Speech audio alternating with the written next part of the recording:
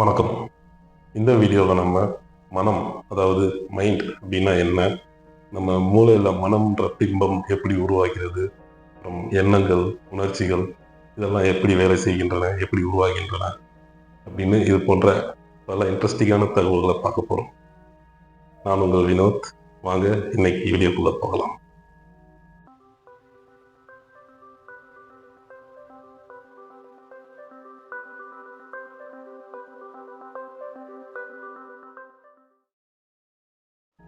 முதல்ல மனம் என்றால் என்ன?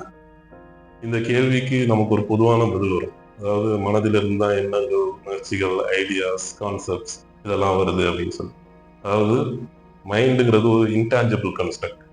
அதுக்கு உருவம் இல்லை, அது ஒரு தன்மை, அவ்வளோதான். அதுக்கு பருப்பொருள் கிடையாது. உடல்ல மூளை எங்கே இருக்குன்னு சொன்னால் நம்ம தலையில் இருக்குது அப்படின்னு கரெக்டாக சொல்லிடுவோம். ஆனால் அந்த மூளைக்குள்ள மைண்டு, அதாவது மனம் எங்கே இருக்குது அப்படின்னு கேட்டால் நம்மளால சொல்ல முடியுமா?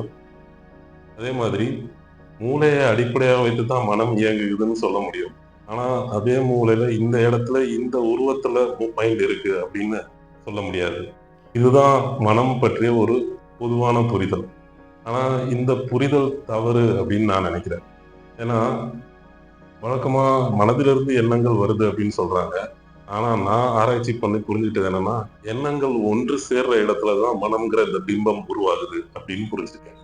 எந்த ஒரு பொருளை பற்றி நம்ம யோசிக்கும் போதும் அந்த பொருள் சார்ந்த கடந்த கால நினைவுகள், அனுபவங்கள், அப்புறம் அந்த பொருளை பற்றிய நம்ம எதிர்பார்ப்புகள், இந்த விஷயங்கள் எல்லாம் நமக்கு எண்ணங்களா நம்ம கண் முன்னாடி வரும். இந்த எண்ணங்கள்லாம் ஒன்று சேரும்போது தான் அந்த இடத்துல அந்த நேரத்துல அந்த பொருள் சார்ந்த மனம் நமக்கு உருவாகும். இந்த ப்ராசஸ் பார்த்தீங்கன்னா, அதாவது இந்த எண்ணங்கள் ஒன்று சேர்ந்து மனமாகிற ப்ராசஸ் தொடர்ந்து நடந்துகிட்டே இருக்கும். நம்ம எப்பயுமே ஏதாவது ஒரு விஷயத்தை யோசிச்சுக்கிட்டே இருப்போம். அதனால ஏதாவது ஒரு எண்ணம் வந்துகிட்டே இருக்கும். ஒன்றும் இல்லை, நிறைய எண்ணங்கள் வந்துகிட்டே இருக்கும். அப்படி அந்த எண்ணங்கள்லாம் நம்ம கண் முன்னாடி நம்ம கவனத்துக்கு வரும்போது தான் அந்த இடத்துல இந்த மைண்டுங்கிற இந்த பிம்பம் உருவாகிறது. இதனால தான் நமக்கு மனம்ன்ற ஒரு விஷயம் எப்பயுமே இருக்குன்ற மாதிரி ஒரு ஐடியா நமக்கு வந்திருக்கு. ஆக்சுவலா எண்ணங்கள் தொடர்ந்து இருக்குது, எண்ணங்கள் இருந்துகிட்டே இருக்கின்றன. அதன் மீது நம்ம கவனம் செலுத்திக்கிட்டே இருக்கோம். அதனால அந்த மனம்ன்றதும் அந்த இடத்துலயே இருக்கு. மனம்ன்றது ஸ்டாட்டிக்கா இருக்கிற மாதிரி தெரிகிறது. இந்த ப்ராசஸ ஒரு உதாரணத்தை வச்சு பார்ப்போம். அது இன்னும் நல்லா புரியும். இப்போ பிரியாணி எடுத்துக்கோங்க.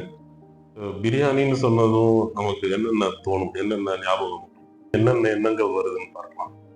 பிரியாணின்னதும் ரீசெண்டா எப்போ பிரியாணி சாப்பிட்டோம் அப்படின்னு தோணும். ஃபர்ஸ்ட் தாட் அதுதான் வரும்.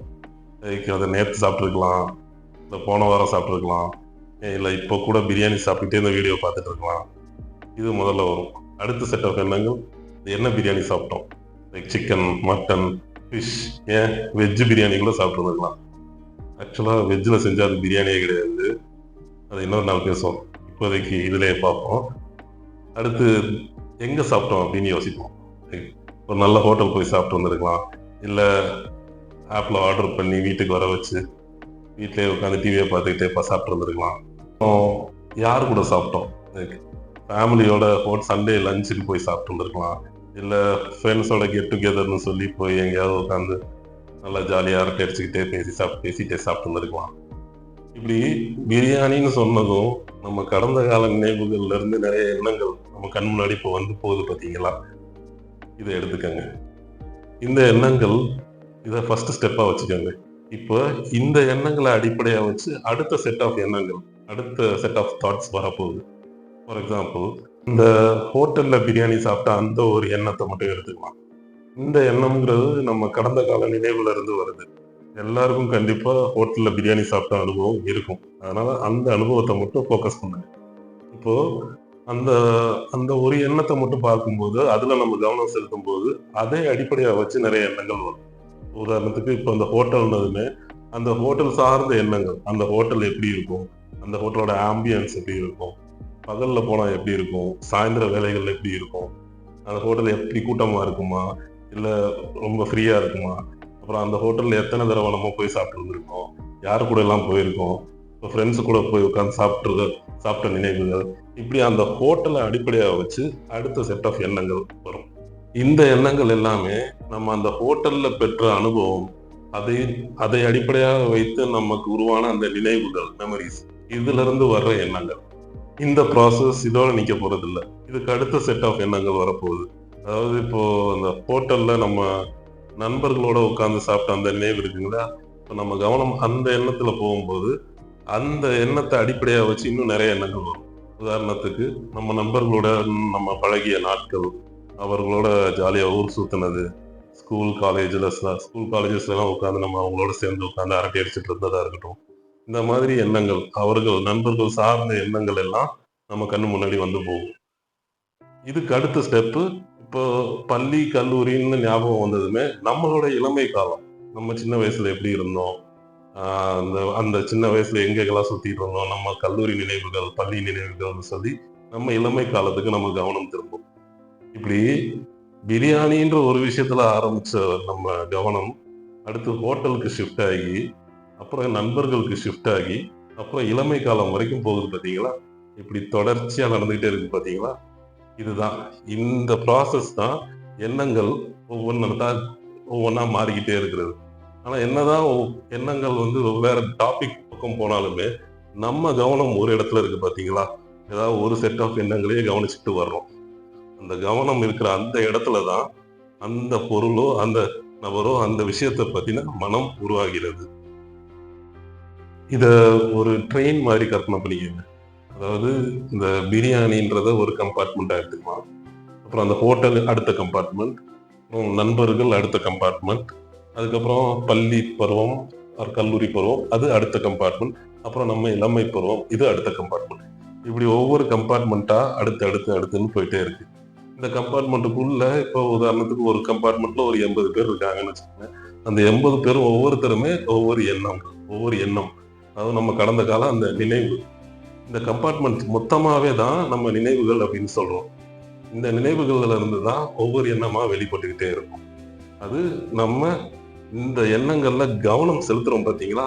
அந்த கவனம் செலுத்துற அந்த தருணத்துல தான் இந்த பிம்பமான மனம் உருவாகிறது. பிரியாணி பற்றிய நினைப்பு வரும்போதெல்லாம் நம்ம மனசு பூரா பிரியாணி எண்ணமா இருக்கு அப்படின்னு சொல்றோம்ல. அதே மாதிரி நண்பர்கள் யாராவது பற்றி நினைக்கும் போது அவன் நினைப்பாவே இருக்கு, மனசு பூரா அவனே இருக்கான் அப்படின்ற மாதிரி சொல்றோம்ல. இப்படித்தான் நம்ம எண்ணங்கள் மனம்ங்கிற இந்த பிம்பத்தை தொடர்ந்து உருவாக்கிக்கிட்டே இருக்கின்றன. இப்போ இந்த எண்ணங்கள் எல்லாம் நினைவுகள்ல இருந்து வருதுன்னு சொல்றேன். இந்த நினைவுகள் எப்படி உருவாகுது? இதுக்கும் இதே பிரியாணி உதாரணமா எடுத்துக்கோமே. பிரியாணியை பத்தி பேசிட்டு இருக்கிறதுனால நமக்கு இப்போ பிரியாணி சாப்பிடணும்னு ஆசை வருதுன்னு வச்சுக்கோம். டக்குன்னு என்ன பண்ணுவோம்? சரி வா போய் பிரியாணி சாப்பிடுவோம் அப்படின்னு சொல்லி ஹோட்டல்ல போய் உட்காருவோம். போய் உட்காந்துட்டு ஒரு பிரியாணி ஆர்டர் பண்ணிட்டு பக்கத்து டேபிள் எல்லாத்தையும் வெறிக்க பார்த்துட்டு உட்காந்துருப்போம். அடுத்து ஒரு 5-10 நிமிஷம் கழிச்சு நம்ம ஆர்டர் நமக்கு வரும். ஸ்ட்ரைட்டா டேபிள்ல ஒரு தட்டு நிறைய கொண்டு வருவாங்க. குண்டா நிறைய பிரியாணி, தால்ச்சா, தயிர் வெங்காயம் அப்படின்னு எல்லாத்தையும் நம்ம முன்னாடி அழகா அடுக்கி வைப்பாங்கல்ல. அந்த குண்டாவை அப்படியே தட்டுல கவுத்தும் போது அந்த பிரியாணில இருந்து சூடா ஆவி கிளம்பி வந்து நம்ம மூஞ்சில போடும் பாத்தீங்களா? அதை அப்படியே நல்லா மோப்பம் பிடிச்சிட்டு அப்படியே பிரியாணில இருக்கிற அந்த அவுச்ச முட்டையை ஓரமா வச்சு தால்ச்சாவை அப்படியே நல்லா ஊத்திட்டு அப்படியே கை வெந்து போனாலும் பரவாயில்லன்னு அந்த சூடான பிரியாணிக்குள்ள கையை விட்டு நல்லா பெனஞ்சு டக்குன்னு அப்படியே ஒரு வாய் நிறைய அள்ளி வச்சு அப்படியே ருசிச்சு சாப்பிடுறோம் பாத்தீங்களா? அந்த பிரியாணியோட டேஸ்ட் அப்படியே நாக்குல நடனம் ஆடும். இப்படி இந்த ருசிச்சு ரசிச்சு சாப்பிடுற இந்த தருணம் தான் நினைவா மாறப்போகுது. எப்படின்னா, இப்போ நம்ம சாப்பிடும்போது நம்ம தொடு உணர்வால அந்த பிரியாணியோட சூட்டை உணர்ந்து, இந்த சுவை உணர்வால அந்த பிரியாணியின் அறுசுவையையும் உணர்ந்து, நுகர்ந்து இப்படி பண்ணும்போது, இந்த உணர்வுகள் எல்லாம் தான் நம்ம மூளைக்குள்ள போய் அனுபவங்களா சேர்கின்றன. இந்த அனுபவங்கள் எல்லாம் தான் காலப்போக்குல நினைவுகளா மாறுகின்றன. இப்படி நம்ம நிகழ்காலத்தில் எந்த விஷயத்தையெல்லாம் நல்லா அனுபவிச்சு உள்வாங்கிக்கிறோமோ, அவையெல்லாம் தான் போய் நம்ம மூளையில அனுபவங்களா ஸ்டோர் ஆகும். எவ்வளவுக்கு எவ்வளவு அதிகமா அனுபவிக்கிறோமோ, அவ்வளவுக்கு அவ்வளவு அதிகமான அனுபவங்கள் நம்ம மனசுல சேரும். நம்ம மூளையில சேரும். இந்த ப்ராசஸ வந்து சில பேர் இந்த லிவ் இன் த மொமெண்ட் அப்படின்னு சொல்லுவாங்க பார்த்திருக்கீங்களா? நிகழ்காலத்தில் வாழணும் அப்படின்னு சொல்லி. அதுதான். அதாவது எந்த நொடியில இருந்தாலும் நம்மள சுத்தி என்ன நடக்குது, நம்ம சார்ந்து என்ன நடக்குது அப்படின்னு முழுமையா அனுபவிக்கணும் அப்படின்னு சொல்லுவாங்க. அப்படி அனுபவிக்கிறதுனால நமக்கு நிறைய அனுபவங்கள் சேர்கின்றன, நம்ம மூளையில சேர்கின்றன. இந்த அனுபவங்கள்ல இருந்து தான் ஒரு பக்கம் நமக்கு இந்த முன்னாடியே பார்த்துருப்போம் இந்த தகவல் அப்படின்னு சொல்ற இன்ஃபர்மேஷன் இது ஒரு பக்கம் கிடைக்குது. இன்னொரு பக்கம் நமக்கு இந்த நினைவுகள் மெமரிஸ் அப்படின்றதும் உருவாகுது. இன்னைக்கு பிரியாணி சாப்பிட்டு வந்துட்டோம். இப்போ ஒருவேளை அடுத்த வாரம் இதே வீடியோவை திரும்ப பார்க்குறோம்னு வச்சுக்கோங்களேன். அப்போ இன்னைக்கு இந்த பிரியாணி சாப்பிட்ட இந்த அனுபவம் நினைவா தெரியும். இப்படித்தான் நினைவுகள் உருவாகின்றன. பேசிக்கலி நம்ம ஒவ்வொரு நொடியும் அனுபவிக்கிற விஷயங்கள்ல இருந்து அனுபவங்கள் கிடைக்குது. அதாவது உணரும் விஷயங்கள்ல இருந்து அனுபவம் கிடைக்குது. அந்த அனுபவங்கள்ல இருந்து எண்ணங்கள் வருது. அதே அனுபவங்கள் சோறாகி நிற்கும் போது அவை நினைவுகள் ஆகின்றன. இதெல்லாம் ஒரு பக்கம் நடந்துட்டு இருக்கும்போது இதுக்கு பேரலா அப்படியே இன்னொரு ப்ராசஸ் நடக்கும். அதுதான் இந்த உணர்ச்சிகள் உருவாகுது. உணர்ச்சிகள் அதாவது எமோஷன்ஸ். இப்போ இந்த பிரியாணி சாப்பிடும்போது அந்த டேஸ்ட் நல்லா இருக்குன்றப்போ ஒரு மகிழ்ச்சி வரும் பார்த்தீங்களா? அது அப்புறம் அதே நேரத்துல திடீர்னு ஒரு ஏலக்காயை கடிக்கும் போது ஒரு வெறுப்பு வரும் பார்த்தீங்களா? அது தொடர்ந்து இந்த பிரியாணியில எவன்டா ஏலக்காயை போடணும்னு கண்டுபிடிச்சான்னு அவன் மேல ஒரு கோபம் வரும் பாருங்க. ஏன் அதை அரைச்சு ஊத்துனா தான் என்ன? இல்ல வேக வச்சு அந்த சாறை ஊத்துனா தான் என்ன? ஏலக்காயவே தான் போடணுமா? இப்படின்னு தொடர்ந்து எண்ணங்கள் கோபமா வந்துகிட்டே இருக்கும் பார்த்தீங்களா? இதோட சேர்த்து அடுத்து போன தடவை சாப்பிட்ட பிரியாணியை விட இந்த பிரியாணி இன்னும் நல்லா இருக்கே அப்படின்னு ஒரு ஆச்சரியம் வருது. இப்படி எமோஷன்ஸ் பார்த்தீங்கன்னா அப்படியே தொடர்ந்து வந்துகிட்டே இருக்கும். எப்படி எண்ணங்கள் ஒரு பக்கம் வருதோ அதே மாதிரி எமோஷன்ஸும் வந்துகிட்டே இருக்கும். நமக்கு ஏகப்பட்ட எமோஷன்ஸ் இருக்கு. ஆனா அது எல்லாத்தையுமே 6 மேஜர் குரூப்ஸா பிரிச்சிருப்பாங்க. அது அந்த இன்பம், மகிழ்ச்சி, சோகம், வெறுப்பு, ஆச்சரியம், இன்னொன்னு எனக்கு ஞாபகம் இல்லை, ஸ்கிரீன்ல வரும் பார்த்துக்குங்க. இந்த உணர்ச்சிகள்லாம் பார்த்தீங்கன்னாலே அவை அந்தந்த நொடியில, அதாவது நமக்கு ப்ரெசென்ட்ல மட்டும்தான் அதை உணர முடியும். இந்த நேரத்துல நம்ம என்ன உணர்ச்சி வருதோ அதை மட்டும்தான் உணர முடியும். இந்த எமோஷன்ஸுமே பார்த்தீங்கன்னா நம்ம நடைமுறை வாழ்க்கையில நம்ம சுத்தி நடக்கிற விஷயங்களுக்கு நம்மள அறியாமலே நம்மளிடம் வர்ற ரியாக்ஷன்ஸ் தான். இப்போ நம்ம எதிர்பார்க்காம ஏதாவது ஒரு விஷயம் நடந்துச்சுன்னா கவலைப்படுறதோ சோகமா இருக்கிறதோ பார்த்தீங்கன்னா இது காரணம் இது ஒரு எதிர்பாராத ஒரு ரியாக்ஷன். எதிர்பாராத ஒரு விஷயம் நடந்துச்சு, அதுக்கு ஒரு ரியாக்ஷன். இந்த மாதிரி தான் அந்தந்த நொடியில நம்மள அறியாமலே நமக்கு வர்ற அந்த ரியாக்ஷன்ஸ் தான் இந்த எமோஷன்ஸ், அதாவது உணர்ச்சிகள். அப்படி பார்த்தா இந்த எண்ணங்களும் ஒரு விதமான ரியாக்ஷன்ஸ் தானே. நம்மளை சுத்தி நடக்கிற விஷயங்களுக்கு ஒரு பக்கம் உணர்ச்சி வசப்படுறோம்னா இன்னொரு பக்கம் இந்த எண்ணங்களும் வருது பார்த்தீங்களா, ரியாக்ஷன்ஸா வருது. ஸோ எண்ணங்கள் உணர்ச்சி they can be called as two sides of the same coin. Also இந்த எண்ணங்களும் உணர்ச்சிகளும் ஒன்று காம்ப்ளிமெண்ட் செஞ்சுக்கும். அதாவது எண்ணங்கள் ஒரு செட் ஆஃப் உணர்ச்சிகளை தூண்டும், அதே மாதிரி ஒரு சில உணர்ச்சிகள் ஒரு செட் ஆஃப் எண்ணங்களை தூண்டும். இதுக்கு உதாரணம் எடுத்துக்கிட்டோம்னா இந்த பிரேக்கப் டிவோர்ஸ் ஆன ஆட்கள் எல்லாம் கவனிச்சோம்னா அவங்களுக்கு இந்த அவர்களுடைய இணையர் பற்றிய எண்ணங்கள் தொடர்ந்து வந்துகிட்டே இருக்கிறத பார்த்து அதுல இருந்து அவங்களுக்கு கவலைன்ற உணர்ச்சி வந்துகிட்டே இருக்கு பார்த்தீங்களா. இது எண்ணங்கள்ல இருந்து உணர்ச்சி வருது. அதே மாதிரி இந்த உணர்ச்சிகள்ல இருந்து எண்ணம் வருதுன்னா இப்ப உதாரணத்துக்கு இப்ப நம்ம வேலை பார்க்குற கம்பெனியோ இல்ல பிசினஸ் பண்றோம்னா திடீர்னு ஏதாவது ஒரு போனஸோ இல்ல ஏதாவது எதிர்பாராத ஒரு ப்ராஃபிட்டோ வருதுன்னு வச்சுக்கோங்களேன். இப்போ அந்த ப்ராஃபிட் வந்ததுமே டக்குன்னு நமக்கு ஒரு ஜாலி ஆயிரும். இந்த ஜாலி ஆனதுமே இந்த பணத்தை வச்சு ஏதாவது வாங்கணுமே, இந்த ரோடு எவ்வளவுன்னு கேளு, இது எது, இந்த தெரு எவ்வளவுன்னு கேளு, இந்த வீடு எவ்வளவு கேளு அப்படின்ற மாதிரி தான் எண்ணங்கள் வரும் பார்த்தீங்களா. இது உணர்ச்சியிலிருந்து எண்ணங்கள் வருவது. இப்படி எண்ணங்களும் உணர்ச்சியும் ஒண்ணு காம்ப்ளிமெண்ட் செஞ்சுக்கிட்டே தான் இருக்கும். நம்ம நரம்பு மண்டலம் முக்கியமா மூளையில இவை ரெண்டுமே விளையாடிக்கிட்டே தான் இருக்குன்றார். இந்த விளையாட்டுல நம்ம கவனம் செலுத்தும் அந்த இடத்துலதான் இந்த மனம்ங்கிற இந்த பிம்பம் உருவாகிறது. எந்த ஒரு நொடியிலையும் ஏதாவது ஒரு எண்ண ஓட்டம் இருந்துகிட்டே இருக்கும். உணர்ச்சி வசப்படாம கூட இருந்துடலாம், ஆனா எண்ணங்கள் இல்லாம இருக்க முடியாது பாத்தீங்களா. இதுக்கு காரணம் என்னன்னா இதுக்கு நம்ம உணர்வுகள் தான் காரணம். நம்ம ஐம்புலன்கள் இருக்குல்ல, நம்ம தொடர்ச்சியா பார்த்துக்கிட்டே வர்றோம். இந்த புலன்களில் இருந்து ஏதாவது ஒரு இன்புட் நம்ம மூளைக்கு போய்கிட்டே இருக்கும். இப்போ ஃபார் எக்ஸாம்பிள் ரோட்ல போகும்போது வெயில் நம்ம தோல்ல சுடும்போது என்ன வெயில்ரா அப்படின்னு தோணி அடுத்து அதுல இருந்து கிளைமேட் சேஞ்சு அது இதுன்ற வரைக்கும் எண்ணங்கள் போகும் பார்த்தீங்களா. அதே நேரத்துல அதே ரோட்ல போகும்போது புகை அடிக்கும் போது பொல்யூஷனை பத்தி எண்ணங்கள் வர ஆரம்பிக்குது பார்த்தீங்களா. இப்படி உணர்ச்சிகள் தான் எண்ணங்களை தூண்டிக்கிட்டே இருக்கின்றன. இப்படி நம்ம அனுபவிக்கிற எண்ணங்களும் உணர்ச்சிகளும் அடுத்து எங்கே போகின்றன, என்னவாகின்றன, இதையும் கொஞ்சம் ஆராய்வோம். இப்போ இந்த இடத்துல தான் நம்ம சைக்காலஜியில படிச்சிருப்போமே, இந்த கான்சியஸ் மைண்ட் ஆர் புறமனம், அப்புறம் சப்கான்சியஸ் மைண்ட் என்று சொல்லக்கூடிய ஆழ்மனம். இந்த ரெண்டுத்துக்குமான வித்தியாசத்தை இப்ப கரெக்டா புரிஞ்சுக்கலாம். இப்போ என்னன்னா இவ்வளவு நேரம் நம்ம பார்த்தோங்க இல்லையா? நம்ம இந்த கவனம் எதுல செலுத்துறோம், எந்த எண்ணங்கள்ல செலுத்துறோம், அந்த இடத்துல மனம் உருவாகுது அப்படின்னு. அந்த இதுன்றது அது வந்து இந்த புறமனம்ன்ற இந்த கான்ஷியஸ் மைண்ட் தான். அதாவது நம்ம கண் முன்னே நம்ம கவனத்துக்கு வர்ற எண்ணங்கள் இருக்கு பார்த்தீங்களா? அதுவும் அவை சார்ந்த உணர்ச்சிகள். இவை எல்லாத்தையும் சேர்த்து தான் கான்ஷியஸ் மைண்ட், அதாவது புறமனம் அப்படின்னு சொல்றோம். இப்போ இந்த புறமனத்துல இருந்து நம்ம கவனத்துக்கு தாண்டி போகும்போது, அந்த எண்ணங்கள்லாம் நம்ம கவனத்துல இருந்து விலகும்போது, அதாவது புதிய எண்ணங்கள் வந்து இந்த எண்ணங்கள பின்தள்ளும்போது, அந்த பின்னாடி போற இந்த பழைய எண்ணங்கள் தான் நம்ம மூளையில போய் ஆழ்மனமாக தேங்கி தேங்கி இருக்கிறது. இந்த வேறுபாடு இருக்குங்க இல்லையா? அந்த ஆழ்மனம், புறமனம் வேறுபாடு இது ரொம்ப முக்கியம். ஏன்னா, இந்த ஆழ்மனம் தான் நம்ம வாழ்க்கையே இயக்கிக்கிட்டு இருக்கு அப்படின்னு சொல்லலாம். இந்த ஆழ்மனதுல இருந்து தான் நம்மளுடைய பர்சனாலிட்டி, கேரக்டர், நம்ம டெசிஷன் மேக்கிங், அப்புறம் நம்மளுடைய சாய்ஸஸ், தெரிவுகள்னு சொல்றோம் பார்த்தீங்களா? நம்ம எடுக்கிற தெரிவுகள், இது எல்லாத்தையும் டிசைட் பண்றது நம்ம ஆழ்மனம் தான். ஏன்னா, என்றோ என்னைக்கோ ஒரு நாள் நம்ம அனுபவிச்ச விஷயம்லாம் நம்ம மூளையில போய் பின்னாடி ஸ்டோர் ஆகியிருக்கு. அதிலிருந்து அத அடிப்படையா வைத்து நெறைய விஷயங்கள் நம்ம கேரக்டர இன்ஃப்ளூயன்ஸ் பண்ணும். இந்த இந்த விஷயத்த வந்து நம்ம கேரக்டர்ஸ், பெர்சனாலிட்டி இதெல்லாம் பார்க்கும்போது டீட்டெயிலா பார்க்கலாம். இப்போதைக்கு இந்த புறமணம், அத சார்ந்த சின்ன சின்ன எஃபெக்ட்ஸ பார்ப்போம். நம்ம கான்ஷியஸ் மைண்ட், அதாவது இந்த புறமணம் தான் நமக்கு இந்த ஐடியாஸ் யோசிக்கிறதா இருக்கட்டும், இல்ல டீட்டெயிலா திட்டங்கள் யோசிக்கிறதா இருக்கட்டும், இல்ல புது புதுசா கற்பனை பண்றதா இருக்கட்டும், இது எல்லாத்துக்குமே காரணம் இந்த புறமணம் தான். ஏன்னா, இந்த புறமணம் வந்து நம்ம கவனத்தை அடிப்படையா வச்சு இயங்கிட்டு இருக்கிறது. ஸோ, நம்ம எந்த விஷயத்துல கவனம் கவனம் செலுத்தி ஃபோக்கஸ் பண்றோமோ, அதை சார்ந்த ஐடியாஸ் யோசிக்கிறோம் பார்த்தீங்களா? அதுக்கு காரணம் இந்த புறமனம் தான். அதே மாதிரி இந்த ஆழ் மனம் இருக்கு பார்த்தீங்களா? Subconscious mind.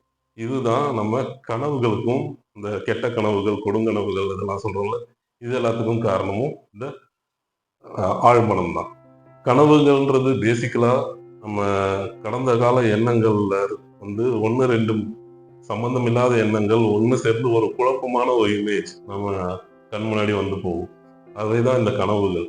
இவைகளுக்கு அர்த்தம் வந்து ரொம்ப ரேரா தான் அர்த்தம் இருக்குன்னு சொல்லலாம். ஏன்னா, இந்த கனவுகள் வர்ற ப்ராசஸே பார்த்தீங்கன்னா, ரொம்ப ரேண்டமா 2, 3 இமேஜஸ் அதாவது எண்ணங்கள எடுத்து போகும். இப்ப அந்த ட்ரெயின் சொன்னாங்க இல்லையா? ஒவ்வொரு கம்பார்ட்மெண்ட்டுக்கும். ஃபர்ஸ்ட் கம்பார்ட்மெண்ட்ல இருக்க எண்ணத்தையும், கடைசி கம்பார்ட்மெண்ட்ல இருக்க எண்ணத்தையும் ஒண்ணு சேர்த்தா எப்படி இருக்கும்? உதாரணத்துக்கு நம்ம நண்பர்கள் பற்றிய நினைவும், நம்ம பள்ளி கால நினைவும் எடுத்துக்குவோம். ஒருவேளை அந்த நண்பர் வந்து நம்ம கல்லூரி கால நண்பரா இருக்காருன்னு வச்சுக்கோங்க. இப்ப இந்த கல்லூரி கால நண்பரும், நம்ம பள்ளிக்கால நினைவுகளும் ஒண்ணு சேரும்போது, நம்ம கனவு எப்படி வரும்னா, நம்ம நம்ம அந்த காலேஜ் ஃப்ரெண்டோட சேர்ந்து ஸ்கூல்ல சுத்திட்டு இருக்கிற மாரி ஒரு கனவு வரும். அந்த கனவுக்கு ஏதாவது அர்த்தம் இருக்கா? இருக்காது. ஏன்னா, இந்த நிகழ்வு நடந்திருக்காது. ஆனா நம்ம மனசு அந்த மாரி ஒரு இமேஜா ஒண்ணு உருவாக்கும். இதுதான் கனவு அப்படின்னு சொல்றோம். சொல்லப்போனா நம்ம புறமனம் மூலமாக யோசிச்ச ஐடியாஸ், இந்த பிளான்ஸ் இதெல்லாம் கூட நம்ம சில நேரம் நம்ம கனவுல வரும். அதுக்கு காரணம் நம்ம ரொம்ப கவனம் செலுத்தியிருப்போம். ஏதாவது ஒரு வேலையில ரொம்ப மும்முரமா இருக்கோம்னு வச்சுக்கோங்களேன். அன்னைக்கு பூரா அந்த வேலைய பத்தியே யோசிச்சுட்டு இருந்தோம்னா, நைட் அந்த வேலை சம்பந்தமாவே கனவு வந்துகிட்டே இருக்கும். இதுக்கு காரணம் அந்த நம்ம நம்மளுடைய அந்த நினைவுகள் போய் ஆழ்மனதுல அந்த ஸ்டோர் ஆகுற அந்த நேரத்துல, இது திரும்பவும் கனவுகளா வெளிப்படுது. இது ஒரு பக்கம் இருக்கிறப்போ, நம்ம உணர்ச்சிகளும் நம்ம கனவுகள இன்ஃப்ளூயன்ஸ் பண்ணும். இப்போ உதாரணத்துக்கு, இப்ப நம்ம பகல் பூரா நல்லா ஹேப்பியா, சந்தோஷமா, ஜாலியா சுத்திட்டு இருக்கோம்னு வச்சுக்கோங்களேன். அன்னைக்கு ராத்திரி நம்ம தூங்கும்போது, நம்ம கனவு கொஞ்சம் ப்ளசன்ட்டா இருக்கும். கொஞ்சம் ட்ரீமியா, ஜாலியா, ஏதாவது ஒரு நம்ம புடிச்சத அனுபவிச்சுட்டு இருக்கிற மாதிரி ஒரு ஃபீலிங். இதே அன்னைக்கு பூரா நம்ம பகல் பூரா பயத்தோடயோ, இல்ல கவலையோடயோ இருந்தோம்னா, அன்னைக்கு ராத்திரி இந்த நைட்மேர் அப்படின்னு சொல்லக்கூடிய அந்த கொடுங்கனவு வர வாய்ப்பு இருக்கு. பேசிக்கலி கனவுகளுக்கும் எண்ணங்கள் தான் காரணம்.